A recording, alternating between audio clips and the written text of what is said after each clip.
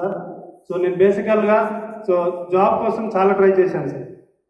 Police job వస్తే నా life మారుతుందని ఒక 7-8 ఇయర్స్ చాలా కష్టపడ్డాను.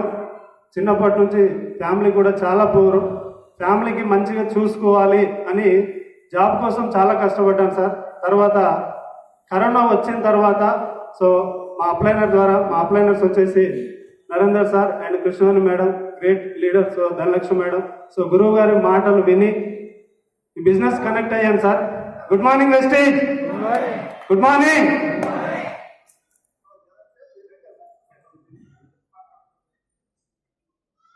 మీటింగ్ వెళ్ళి గురువుగారు మీటింగ్ వెళ్ళి నేను ఈ బిజినెస్ క్లారిటీ తీసుకున్నాను సార్. క్లారిటీ తీసుకున్న తర్వాత జాబ్ చేస్తే నా లైఫ్ ఏం మారదు, వచ్చినా కానీ నా లైఫ్ మారదు అని తెలుసుకొని కొంతమంది లీడర్స్ మాటలు విని సైదుల్ సార్ మాటలు విని క్లారిటీ తీసుకున్నాను. అదేవిధంగా Pandu sir and Srinivas sir మాటలు విని నేను కనెక్ట్ అయ్యాను సార్. ఎందుకంటే జాబ్ చేసి వెస్టేజ్లో చేస్తూ సక్సెస్ అవుతున్నారు, నేను కూడా సక్సెస్ అవుతా అని డిసైడ్ అయ్యాను సార్. మీటింగ్ విని కనెక్ట్ అయ్యి చాలా మీటింగ్లు విన్నాను. ఒక 30-40 మీటింగ్లు విన్నాను.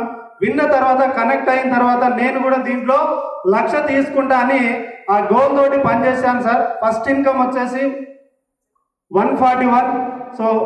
ఈరోజు నేను 31 మంత్స్ అవుతుంది సార్. ఫుల్ టైం వచ్చేసి highest income 2,77,000 sir. Last year sir నేను 4 మంత్స్ నేను బిజినెస్లో లేకున్నా కానీ నాకు యాక్సిడెంట్ అయింది సార్. 1 ఇయర్ 1.5 ఇయర్ అవుతుంది. మరి జాబ్ చేస్తే ఇన్కమ్ వస్తుంది సార్.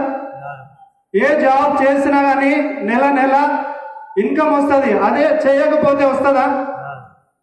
రాదు. కాబట్టి దీంట్లో మంచి ఆపర్చునిటీ ఉంది, ప్యాసివ్ ఇన్కమ్ ఉంది, 3 జనరేషన్ ఇన్కమ్ ఉంది. కాబట్టి నేను 4 మంత్స్ ప్రతి మంత్ ఇన్కమ్ తీసుకున్నా సార్. 6 lakhs తీసుకున్నా సార్. 6 lakhs తీసుకోవడం జరిగింది ప్యాసివ్ ఇన్కమ్. చూడండి.